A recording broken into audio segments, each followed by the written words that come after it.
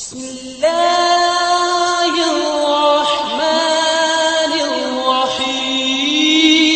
بسم اللہ الرحمن الرحیم۔ محترم حضرات، آج پھر میں آپ کے سامنے نئی ویڈیو کے ساتھ حاضر ہوا ہوں۔ پچھلی بہت ساری ویڈیو میں ہم نے وضو، قربانی اور غسل کے اہم مسائل کو پیش کیا تھا اور بہت سارے ایسے مسائل کو واضح کیا تھا جس کے بارے میں لوگ ناواقف ہیں یا جس کے بارے میں لوگوں کی معلومات میں کمی ہے۔ ہم نے اپنی پچھلی ویڈیو میں بتلایا تھا کہ آئندہ ویڈیوز میں ہم مسجد سے تعلق رکھنے والے اہم مسائل کو لے کر حاضر ہوں گے۔ آج میں آپ کے سامنے مسجد سے تعلق رکھنے والے اہم مسائل کی پہلی ویڈیو لے کر حاضر ہوا ہوں۔ ان ویڈیوز میں ہم مسجد سے تعلق رکھنے والے جتنے بھی ایسے مسائل ہیں جن کی ضرورت ہے اور جن سے لوگوں کو واقفیت کم ہے، ایسے مسائل کو آپ کے سامنے واضح کرنے کی کوشش کریں گے۔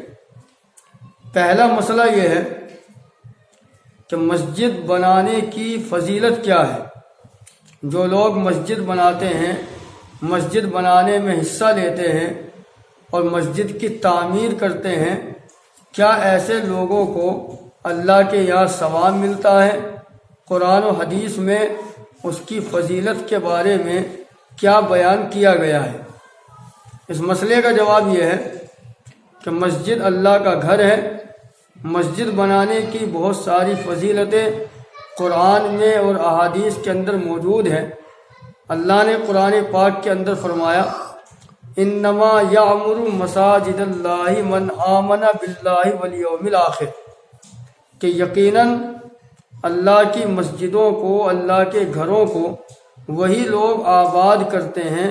جو اللہ پر اور آخرت کے دن پر ایمان رکھتے ہیں۔ اس آیت کریمہ میں مسجد کو آباد کرنے والے مومنین کی شہادت دی گئی ہے اور گواہی دی گئی ہے کہ مسجد کو آباد کرنا یہ اللہ پر اور آخرت کے دن پر ایمان رکھنے کی علامت ہے۔ اس کے علاوہ حدیث میں ہے، بخاری شریف کے اندر روایت ہے، حضرت عثمان رضی اللہ تعالی عنہ فرماتے ہیں کہ اللہ کے رسول صلی اللہ علیہ وسلم نے ارشاد فرمایا کہ جو شخص مسجد تعمیر کرتا ہے اور اس سے وہ صرف اللہ کی رضا چاہتا ہے،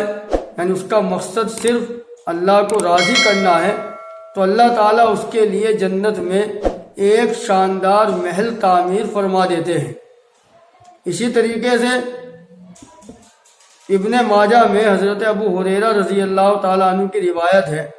حضرت ابو ہریرہ فرماتے ہیں کہ اللہ کے رسول صلی اللہ علیہ وسلم نے ارشاد فرمایا کہ وہ اعمال اور وہ نیکیاں جن کا ثواب انسان کو مرنے کے بعد بھی پہنچتا ہے، ان میں سے ایک تو علم ہے جو اس نے کسی کو سکھلایا اور پھیلایا، اور نیک اولاد ہے جس کو اس نے اپنے پیچھے چھوڑ دیا، اور قرآن مجید ہے جس کو وہ لوگوں کے لیے پڑھنے کے لیے چھوڑتا ہے، اور مسجد ہے جس کو اس نے تعمیر کیا، یا کوئی مسافر خانہ جو اس نے مسافروں کے لیے بنوا دیا، یا اس نے کوئی نہر کھدوا دی، اور یا پھر صدقہ اور خیرات جو انسان نے اپنے مال میں سے اپنی صحت کے زمانے میں نکال دیا۔ یہ حدیث ابن ماجہ کے اندر ہے۔ یہ حدیث ایسی بہت ساری چیزوں کی وضاحت کرتی ہے کہ جن کا ثواب انسان کو مرنے کے بعد بھی پہنچتا ہے، اور ان چیزوں میں اللہ کے رسول صلی اللہ علیہ وسلم نے مسجد کا تعمیر کرنا بھی ذکر فرمایا ہے۔ ایسے اعمال اور ایسی نیکیاں صدقہ جاریہ کہلاتی ہے، اور صدقہ جاریہ کے بارے میں محدثین یہی وضاحت کرتے ہیں کہ صدقہ جاریہ ایسے اعمال اور ایسی نیکیاں ہیں کہ جو دیر پا ہو، دیر تک رہے، اور لمبے زمانے تک اس سے لوگ دینی یا دنیاوی فائدہ اٹھاتے رہے۔ جب تک وہ چیزیں دنیا کے اندر رہے گی لوگ ان سے فائدہ اٹھاتے رہیں گے، مرنے والے کو مرنے کے بعد بھی اس کا برابر ثواب پہنچتا رہے گا۔ مسجد کا تعمیر کرنا اور مسجد کی تعمیر میں حصہ لینا یہ بھی صدقہ جاریہ میں داخل ہے، یہ حدیث اس کی وضاحت کرتی ہے۔ بہرحال انسان کو مسجد بنانے میں یا مسجد کی تعمیر میں حصہ لینے کی کوشش کرنی چاہیے تاکہ یہ فضائل جو قرآن اور احادیث کے اندر بیان کیے گئے ہیں اس میں ہمارا بھی حصہ شامل ہو جائے۔ دوسرا مسئلہ یہ ہے کہ مسجد بنانا مسلمانوں پر فرض ہے یا واجب ہے یا سنت ہے، مسجد بنانے کی حیثیت کیا ہے؟ تو اس مسئلے کا جواب یہ ہے کہ ہر ایسا شہر اور قصبہ اور دیہات جہاں پر مسلمانوں کی آبادی ہو اور مسلمانوں کو مسجد بنانے میں حکومت کے اعتبار سے کوئی پریشانی نہ ہو، تو ایسے شہر دیہات اور قصبے کے مسلمانوں پر مسجد بنانا اور مسجد کے لیے زمین وقف کرنا یہ واجب علی الکفایہ ہے۔ واجب علی الکفایہ کا مطلب یہ ہے کہ پورے شہر اور پوری بستی میں سے اگر چند لوگوں نے مسجد کے لیے زمین وقف کر دی اور مسجد کو تعمیر کر دیا تو سب کے ذمے سے گناہ ختم ہو جائے گا، اور اگر پوری بستی کا کوئی بھی مسلمان، پورے شہر میں سے کوئی بھی مسلمان مسجد کے لیے زمین وقف نہ کرے یا مسجد کو تعمیر نہ کرے تو پھر پوری بستی گنہگار ہوگی۔ ہاں اگر حکومت کی طرف سے کوئی پریشانی ہو اور حکومت مسجد بنانے پر پابندی لگاتی ہو تو پھر یہ واجب علی الکفایہ مسلمانوں پر باقی نہیں رہتا۔ اس کے علاوہ عالی شان مسجد بنانا، مسجد کو سنوارنا یا مسجد کی ضرورت سے زیادہ عمارتیں بنانا یہ واجب یا فرض میں داخل نہیں ہے، بلکہ یہ مستحبات میں داخل ہے اگر ان کی ضرورت ہو، اور ضرورت نہ ہو تو پھر وہ مستحبات میں بھی داخل نہیں ہوگی۔ تیسرا مسئلہ یہ ہے کہ جو آدمی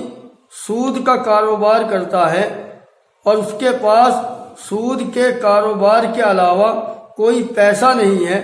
ایسا آدمی اگر مسجد میں چندہ دیتا ہے، مسجد میں امداد دیتا ہے تو اس کی امداد لینا درست ہے یا نہیں، اور اس کا پیسہ مسجد میں لگے گا یا نہیں لگے گا؟ تو اس مسئلے کا جواب یہ ہے کہ جو آدمی سود کا کاروبار کرتا ہے یا اس کے علاوہ کوئی اور حرام کا پیشہ کرتا ہے اور اس کا کوئی بھی جائز پیشہ نہیں ہے، اس کا سارا پیسہ سود سے حاصل ہوتا ہے یا حرام کام سے حاصل ہوتا ہے، تو ایسے آدمی کا چندہ لینا مسجد میں جائز نہیں ہے اور حرام مال کو مسجد کے اندر لگایا نہیں جائے گا، ایسے آدمی کا پیسہ وصول کرنا درست نہیں ہے۔ امید ہے کہ یہ مسائل آپ کو سمجھ میں آئے ہوں گے اور مسجد سے تعلق رکھنے والے ان مسائل پر آپ غور فرمائیں گے۔ اللہ سے دعا ہے کہ اللہ مجھے بھی اور آپ حضرات کو بھی صراط مستقیم پر چلنے کی توفیق عطا فرمائے۔ السلام علیکم ورحمۃ اللہ۔